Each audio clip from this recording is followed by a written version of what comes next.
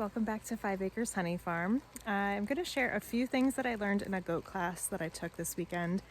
You may have seen an earlier video that I'm considering getting goats. I have a video kind of walking around our property, looking at some spots where I feel like they would do well. So I learned 3 things that I didn't know before about goats while taking the class, and I'll link to where I took the class from. It was virtual by Hostel Valley Living.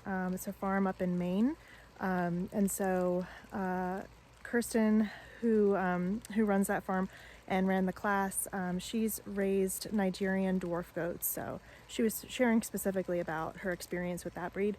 I'm kind of doing a multitasking video right now, so I'll share those 3 things that I've learned, but I'm actually at my apiary in Western North Carolina, near the Bryson City area, and I'm looking for some ideal sites for new plants. You know, now that spring is coming, I'm trying to contain myself from buying, all the plants. What I'm trying to focus on this year is actually using the plants that I have and maybe resiting them to different spots.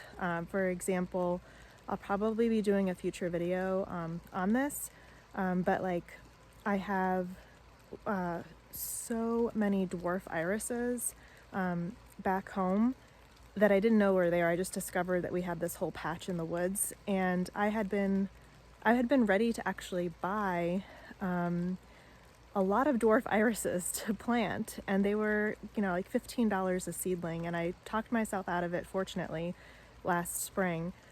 So I could easily just transplant even 10% of what I saw in the patch that I found out here to the mountains, and just kind of use them in areas where I see a lot of water collecting, because irises have wet feet. They love water. So they're just kind of siting things a little strategically. So anyways, I'm out here because I just ordered 4 chestnut trees. And I probably will also do a video separately on them, but I will link to the nursery, which is located in Florida, where I purchased the chestnut trees from.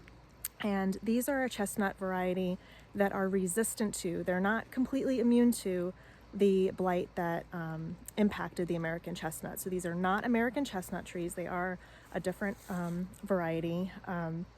And I've seen chestnut trees out here in the mountains at Fontana Dam, not too far from here, and they're really prolific. And the nice thing about chestnut trees is that they produce a harvest every single year, usually within 3 to 5 years of maturity.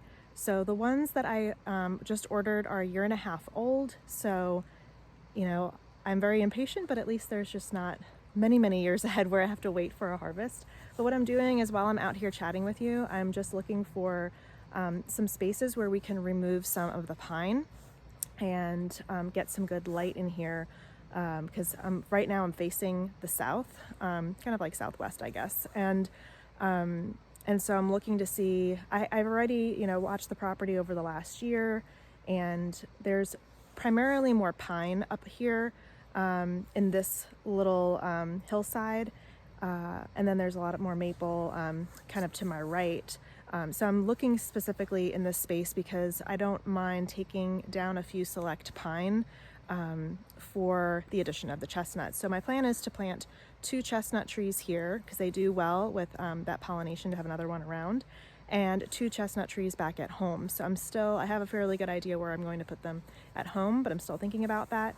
But I have some time, because they're not going to ship for another several weeks, and then we'll get them in the ground. So I'm going to kind of swing around and wander up this little hill to see if there's some good spots.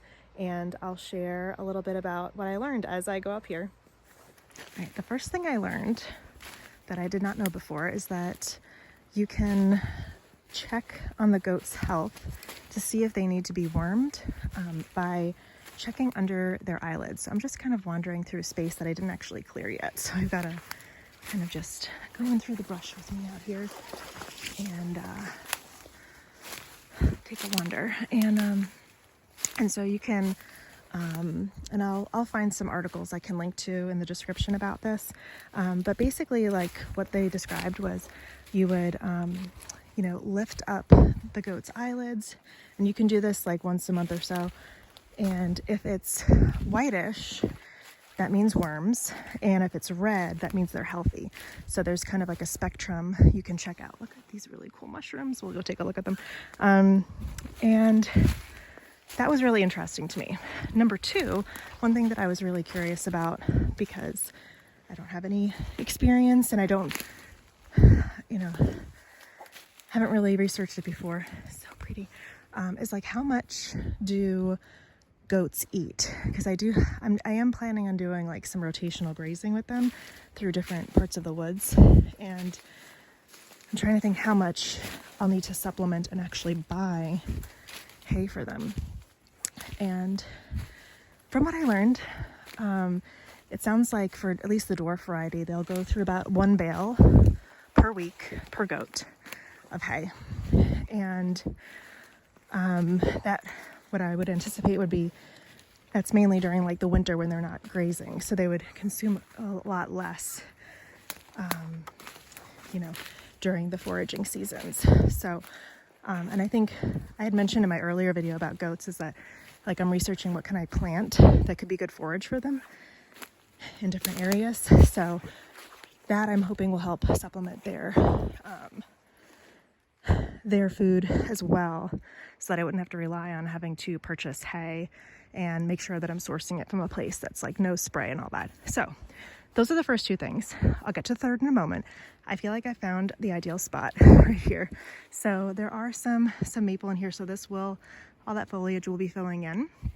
But I could see taking out, let's see here, that's actually not a pine, but I could see taking out maybe like 3 or 4 of these. There's like a larger cluster in here. Taking out maybe like 3 or 4 of these. And so the chestnut trees, they grow to a spread of 30 to 40 feet at maturity. And there's going to be 2 of them. So, and they can be planted like 30 or 40 feet apart. So I have to think about how they're going to spread and impact trees pretty much in like an 80-foot radius. So I'm going to be looking through here, kind of up this hill a bit, and there's just understory here already, so that's kind of ideal because then it's already established and in place, and it's not going to impact like any other plants. And the reason, you can see there's so much more maple over here, the reason that I don't want to remove many maple is that I do want to try tapping them at some point. I had ordered taps and I lost them, and we're getting into the season where it's going to be a perfect sap flow. So I'm probably going to reorder taps, and of course I'll probably just find the ones that I've misplaced at that point, but also because the maple are the first, one of the first sources of forage for honeybees and pollinators in the spring. So I don't want to take those away, but I feel a little bit better taking some of the pine, because as you see, there's so many pine. So it's just a fraction in comparison. All right, so let me move a little bit further up here and share the last little piece of goat information that I learned. Goat detail that I learned in the class yesterday, which is a really great benefit for our setup, is that the dwarf and many varieties of goats allegedly could be bred year-round, which is really attractive to me because I don't want to be kind of going into kidding and milking season when it's swarm and honey season, which would be in the spring. So I would ideally want to breed the goats in late summer and have them kid in early winter, and then be able to milk up until springtime, right when all the bees start to take over my life. So that was really promising to hear, kind of a plus. I'll probably be sharing over the next few weeks the other animal that I'm considering adding, and I'm trying to decide which one will be next, and if maybe any of them at all. So right now it still seems fairly promising. There are some things that I feel like are detractors about goats, and I kind of have to get my mind wrapped around them first before really sharing about that. But overall, those were like 3 things I didn't know before. Again, I'm linking to where I took the class. So if you're interested, it was virtual, and she may be offering some more of those, and was very reasonably priced as well. And also, I think I found another spot where I'm kind of looking for a spot to put like a swing or a bench or something. It's going to be really annoying to haul it up here, but it looks like it's really nice, like right, like the view behind me. That looks really pretty, right? Wouldn't you want to sit here and just look out at that? I think that'd be cool. So anyway, thanks for watching. If you've got some good books about goats or some videos that you found helpful, please comment, let me know. I'd love to dive into them. And yeah, and also particularly if you have experience with mini La Manchas, that's the variety that I'm interested in, please let me know more about them.